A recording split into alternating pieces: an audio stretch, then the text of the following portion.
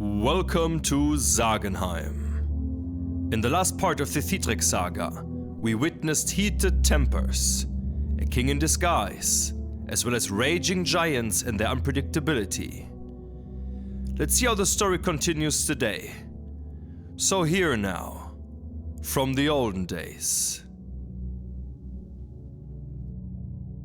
There was a king named Osid. He ruled a country called Frisia. He was a powerful chieftain and rich both in lands and in movable goods. He had two sons. The elder was named Ortnid and the younger Attila. Attila was large and strong very early in his life, a good knight on horseback, generous with money, wise and ambitious. He was the greatest fighter in all respects. When he was 12 years old, King Osid set him as chief over all of his chieftains. King Attila often rode out with his army into the domain of King Milias, who was feeble with age and who did not have a son to protect him. Attila did much damage in his kingdom and took many cities in his land. At this time, King Milias fell seriously ill. He summoned his chieftains and conferred with them secretly. He greatly regretted that he had no son to rule after him, and that his daughter was married off in the north in Hunaland, and that his son-in-law, King Osantrix, was too far away to take care of his kingdom. But Sir Attila, the son of King Osid, was often in his kingdom, and thus he thought that the kingdom might pass out of his family, even though he wished that King Osantrix would rule over it and protect it from Attila.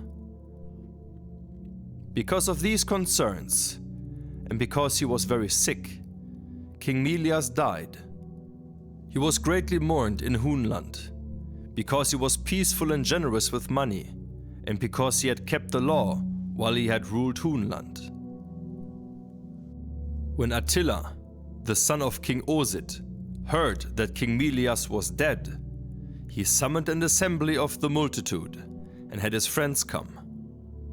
He gave a long speech about how well his harrying expeditions into Hunaland had gone and how many cities he had taken in the domain of King Milias.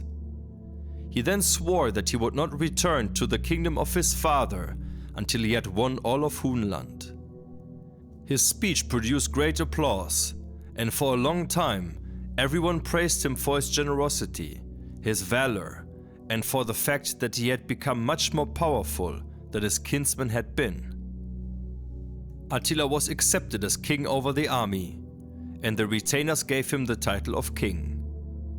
He swore to them justice and law in return, and another time he promised them that he would never return to the kingdom of his father until he had won all of Hunaland with his sword, along with all of the territory King Milias had owned. King Milias had had his capital in Walterborg, but King Attila set up his city at Susa. It is now called Soest. He became the richest of kings. For a long time there was enmity with the Wilkina men, because King Osantrix thought that King Attila had taken by force the kingdom that belonged to his queen Oda, and had belonged earlier to her father, King Milias. But King Attila kept all of the kingdom that belonged to Hunaland, so that King Osantrix received no tribute from it. Now King Osid died, the father of King Attila, and his kingdom was taken by his elder son Ortnid, and he was now king in Frisia. He had one son, named Osid. He sent him to King Attila to be raised. Osid was the bravest and most gallant of men. King Attila placed him as chieftain in his army over many of his knights. The kingdom remained thus a long time. It happened one time that King Attila called his kinsman Osid to him and said that he wished to send him north into Hunaland to meet King Osantrix. His task was to ask for the hand of Erka, his daughter, in marriage. and King Attila also chose a second chieftain to go on this journey. His name was Rodolf, and he was a duke over many knights in Attila's army. He selected 20 knights on the basis of their courtesy and good manners to accompany them, and each had 2 well-accoutred squires. Thus was this journey splendidly planned in all details. Osid and Rodolf rode their way until they arrived in Hunaland, and their journey had gone well. They met King Osantrix in Sweden. He welcomed the ambassadors of the foreign king warmly and asked to hear their message, even though King Attila was his enemy. Osid told him all of their message and said that King Attila wanted to marry his daughter Erka. King Osantrix did not take this message well, and he said that King Attila had robbed him of his kingdom and had made many enemies among the Vilkina men. But King Osantrix said that the ambassadors should be welcome, and they could stay as long as they wished. But when Osid and Rodolf saw that they would be unsuccessful, they wanted to ride home, and they did so. While they were riding home, they spoke among themselves and said that they had never seen a woman comparable to Erka, but that the closest was Berta, her sister, the other daughter of King Osantrix. Then Osid and Rodolf arrived at home and told King Attila about their journey and what had happened. They said that King Osantrix had received their message and was reluctant to give his daughter to King Attila. King Attila sent word to Margrave Rodingeir, who ruled in the city called Bakala. He was the greatest chieftain in King Attila's domain, and when Margrave Rodingeir came to Susa to meet King Attila, the king told him that he wanted him to go north to meet King Osantrix and to ask for his daughter Erka in marriage to King Attila. If he denies us his daughter, and thus brings shame on us, then you shall not keep it a secret from him that he should prepare to meet the Hun army. Margrave Rodingeir traveled until he reached Hunaland. He had 60 knights with him and many squires, and he was well received wherever he came, because he was the most famous and the most popular chieftain in all of the country, and because he was reputed to be the most generous of all men. He was also the most valiant of men in the tournament. When he arrived in Hunaland, he met King Osantrix.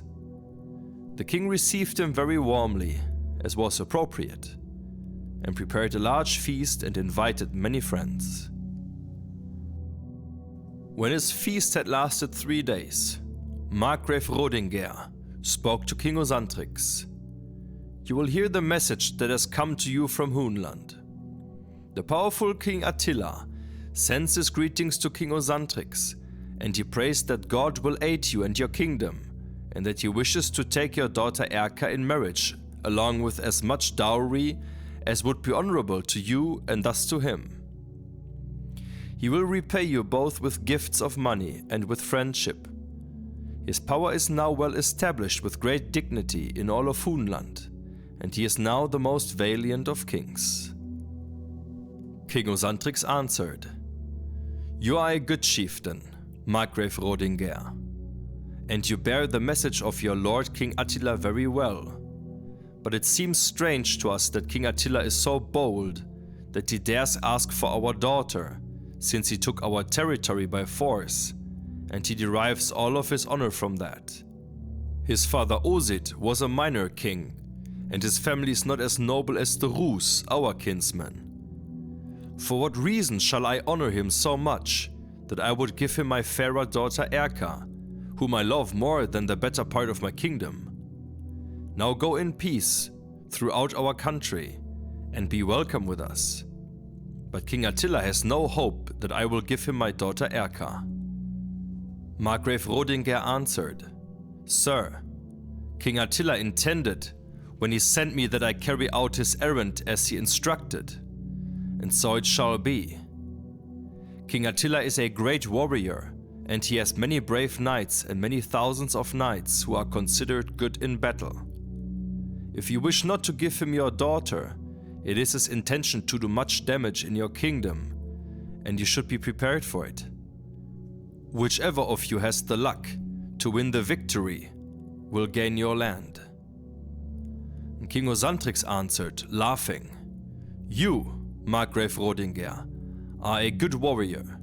You have carried out your mission as you were instructed, and you will have no blame from us for it. But your lord King Attila, let him come into Hunaland with his army. We dread him very little, and tell him, before he comes here, that the Vilkina men have sharp swords, and stiff shields, and hard burnies, and good horses, and they do not avoid a fight." And then Margrave Rodingeir left, and King Osantrix gave him rich gifts. He went his way until he arrived in Susa to meet King Attila, and tell him about his journey, and tell him that there was no expectation that King Osantrix would give him his daughter. Now, when King Attila heard this news, he sent word into all of his kingdom and collected his army in order to ride north into Hunaland and avenge his shame. When King Attila rode out of Susa, he had 5,000 knights and many other men, and he rode north with them to Hunaland. He burned and sacked everywhere he went. Against them came the giant Aspilian with his army. There was a great battle before it ended. The Vilkina men were put to flight, but before that they lost 500 men, and then King Attila drove them all before him into Hunaland. Aspilian the giant and his brother Edgar fled to the east, while Vidolf Mittumstangi and his brother Aventrod fled to King Osantrix. But King Attila took all the movable goods and much booty. When King Osantrix heard that Attila was harrying in his kingdom, he collected his army and marched against him. When he came south into Jutland, he had with him 10,000 knights and many other men, and he wished now to do battle with King Attila. But King Attila rode back to the south into Hunaland, and King Osantrix rode after him with all of his army. When King Attila came at that time into the forest that lies between Denmark and Hunaland, he set up his tents and waited to see whether King Osantrix would ride out of his kingdom into Hunaland. And thus the Thidrekssaga ends for today. In the next part, we will hear about someone who traveled into Hunaland under a false name, and the revelation of his true identity. So thanks for tuning in. See you again next time, back here at Sagenheim.